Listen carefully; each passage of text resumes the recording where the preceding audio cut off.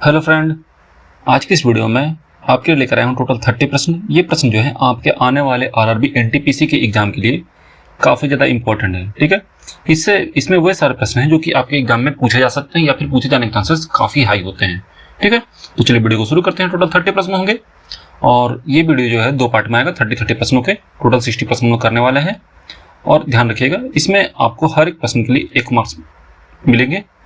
तो आपसे रिक्वेस्ट रहेगा, आपके टोटल कितने स्कोर होते हैं कमेंट सेक्शन में जरूर मेंशन करिएगा। तो चलिए वीडियो में आगे बढ़ते हैं। पहला क्वेश्चन है कि सत्यमेव जयते शब्द किस उपनिषद से लिया गया है। तो याद रखिएगा, सत्यमेव जयते, ठीक है, जिसका अर्थ होता है सत्य की ही जीत होती है। ठीक है, ये जो है सत्यमेव जयते का हिंदी अर्थ होता है। ये किससे लिया गया है? ये है मुंडकोपनिषद से। ठीक है, मुंडकोपनिषद से। और ध्यान रखिएगा, ये भारत का राष्ट्रीय प्रतीक भी है। क्या है? राष्ट्रीय प्रतीक है। ठीक है, सत्यमेव जयते। ठीक है, ध्यान देना है आपको। आगे बढ़ते हैं अगले प्रश्न की तरफ। अगला प्रश्न है कि प्रसिद्ध खजुराहो के मंदिर का निर्माण किस राजवंश के शासकों ने करवाया था। तो ध्यान रखना है आपको, ये करवाया गया था चंदेल शासकों के द्वारा। ऑप्शन नंबर सी सही होगी। 19th से 12th सेंचुरी तक इसका निर्माण करवाया गया था। आगे बढ़ते हैं। अगला सवाल है कि भारतीय संविधान का कौन सा अनुच्छेद अस्पृश्यता अनटचेबिलिटी के अंत से संबंधित है। तो याद रखिएगा, अस्पृश्यता यानी कि अनटचेबिलिटी, ये एंड होता है अनुच्छेद 17 से। ठीक है, ध्यान रखिएगा। अनुच्छेद 14 जो है यह है समानता का अधिकार, समानता के बारे में बात करता है अनुच्छेद 14। और 15 जो है भेदभाव निषेध है इसमें। ठीक है, इसमें बताया गया किसी भी आधार पर भेदभाव नहीं किया जा सकता है। ओके, आगे बढ़ते हैं। अगला सवाल है, लोकसभा का सदस्य बनने के लिए न्यूनतम आयु सीमा क्या है। तो याद रखिएगा, लोकसभा का सदस्य बनने के लिए न्यूनतम आयु सीमा होती है 25 ईयर्स। ठीक है, राज्यसभा के लिए कुछ दे तो याद रखिएगा 30 वर्ष। एक सेकंड, इसका सही जवाब होगा 25।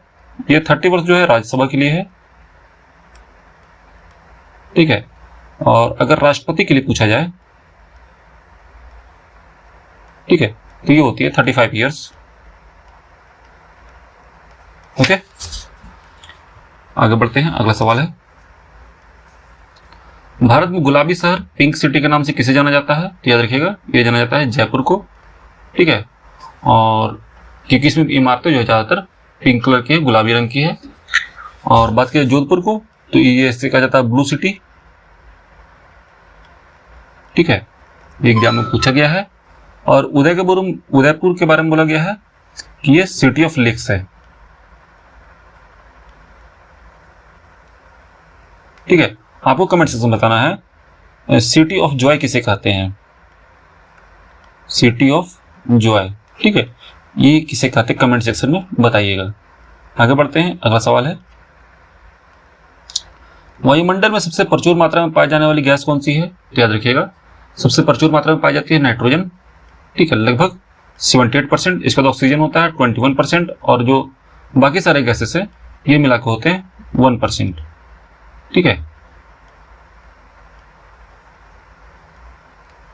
आगे बढ़ते हैं। अगला सवाल है, कर्क रेखा ट्रॉपिक ऑफ कैंसर भारत के कितने राज्यों से होकर गुजरती है। तो याद रखना आपको, ये भारत के 8 राज्यों से होकर गुजरती है। ऑप्शन नंबर सी सही होगा। नाम बात की जाए तो नाम बता देता हूं। पहला है गुजरात,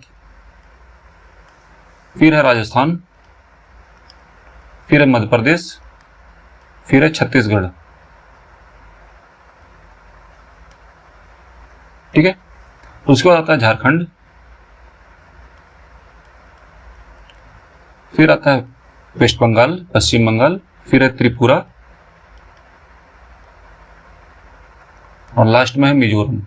ठीक है, इन राज्यों को याद रखिएगा, एग्जाम में कभी कभी पूछ देता है। ठीक है, आगे बढ़ते हैं। अगला सवाल है, रॉकेट किस सिद्धांत पर कार्य करता है? तो रॉकेट के लिए याद रखिएगा ये संवेग संरक्षण के सिद्धांत पर कार्य करता है। ऑप्शन नंबर बी सही होगा। उसके बाद अगला क्वेश्चन है, प्रकाश की चाल सबसे अधिक किसमें होती है? तो ये होती है निर्वात में। ऑप्शन नंबर डी सही होगा। ठीक है,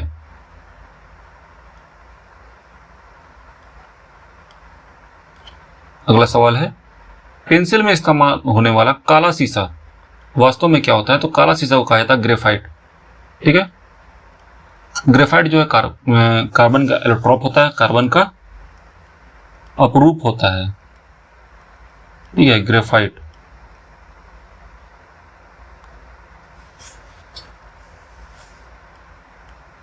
अपर रूप होता है। इसके अलावा इसका एक और रूप होता है, इसका नाम होता है हीरा, डायमंड। ठीक है, ध्यान रखना है आपको। और डायमंड जो है सबसे कठोरतम तत्व है। आगे बढ़ते हैं, खाने के नमक का रासायनिक नाम, तो ये होता है NaCl, सोडियम क्लोराइड। ठीक है, याद धोने का सोडा का याद रख लीजिए, धोने का सोडा कभी कभी पूछ देता है, NO2CO3। ठीक है, और NaHCO3 खाने वाला सोडा है, ये खाने का सोडा है, ये धोने का सोडा है। ठीक है, आगे बढ़ते हैं। अगला सवाल है,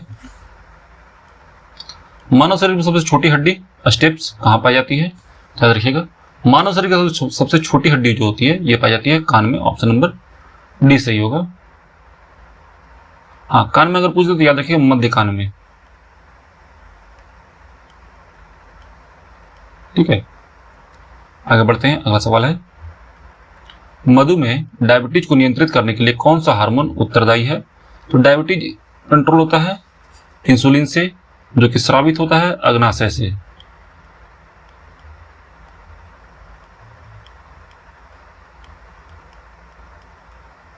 स्राव होता है इसका। आगे बढ़ते हैं। अगला सवाल है, मछलियां किसके माध्यम से सांस लेती है? तो मछलियों के बारे में याद रखिएगा, मछलियां जो होती है गलफड़े से सांस लेती है। ऑप्शन नंबर सी सही होगा। इससे मानव सांस लेते हैं और कुछ स्थलीय जीव इससे सांस लेते हैं, फेफड़ों से। आगे बढ़ते हैं। अगला सवाल है, कंप्यूटर साक्षरता दिवस कब मनाया जाता है? तो कंप्यूटर साक्षरता दिवस मनाया जाता है 2 दिसंबर को। कंप्यूटर लिटरेसी डे हम लोग सेलिब्रेट करते हैं। आगे बढ़ते हैं। अगला है, पीडीएफ को फुल फॉर्म, तो पीडीएफ को फुल फॉर्म होता है portable document format. Option number A सही होगा। अगला है, भारत का प्रथम परमाणु रिएक्टर कौन सा है? तो भारत का प्रथम परमाणु रिएक्टर है अप्सरा। ऑप्शन नंबर सी, जो कि 1956 में बना था। ठीक है, यूएसएसआर के हेल्प से।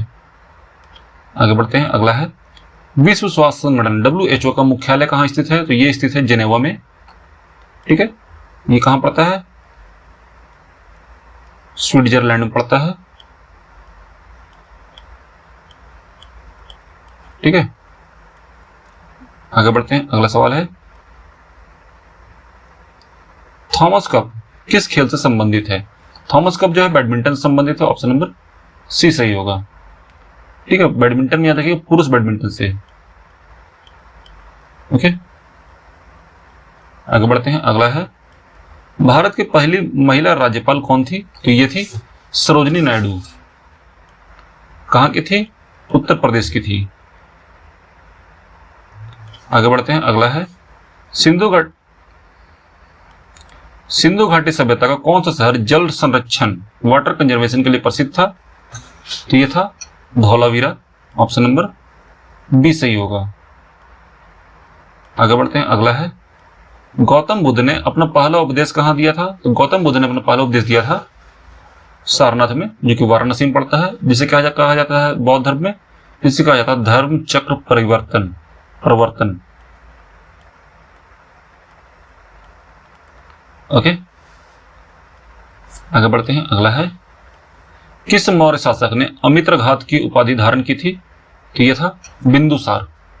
ठीक है, ऑप्शन नंबर सी। इसके अमित्रघात का मतलब होता है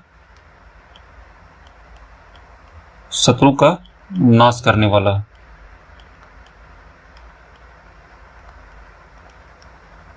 ठीक है, आगे बढ़ते हैं। अगला है,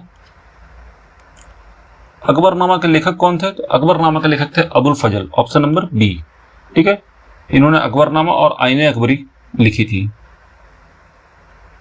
आगे बढ़ते हैं। अगला है, स्वराज मेरा जन्मसिद्ध अधिकार है और मैं इसे लेकर रहूंगा, यह किसने कहा था? यह कहा गया है बाल गंगाधर तिलक के द्वारा, ऑप्शन नंबर बी। आगे बढ़ते हैं, अगला है भारतीय संविधान सभा के अस्थायी अध्यक्ष कौन थे? तो अस्थायी अध्यक्ष थे डॉक्टर सच्चिदानंद सिन्हा और ये परमानेंट थे। ठीक है, ये अस्थायी अध्यक्ष बने थे कुछ समय के बाद। ठीक है, आगे बढ़ते हैं, अगला सवाल है संविधान के किस संशोधन को मिनी संविधान कहा जाता है? तो ये कहा जाता है 42nd अमेंडमेंट यानी कि 42वें संशोधन को। आगे बढ़ते हैं, अगला सवाल है सूचना का अधिकार RTI अधिनियम किस वर्ष पारित किया गया था? तो ये पारित किया गया है 2005 में। आगे बढ़ते हैं, अगला है राज्य के नीति निर्देशक तत्व किस देश के संविधान से लिए गए हैं? ठीक है, याद रखिएगा जो नीति निर्देशक तत्व हैं यानी कि इसे कहा जाता है DPSP कहा जाता है, ये लिया गया है आयरलैंड से, ऑप्शन नंबर बी सही होगा। और आज का आखिरी सवाल है कि भारत के मुख्य चुनाव आयुक्त की नियुक्ति कौन करता है? तो ये किया जाता है राष्ट्रपति के द्वारा। ठीक है, और रिकमेंड कौन करते हैं? प्रधानमंत्री और मंत्रिमंडल।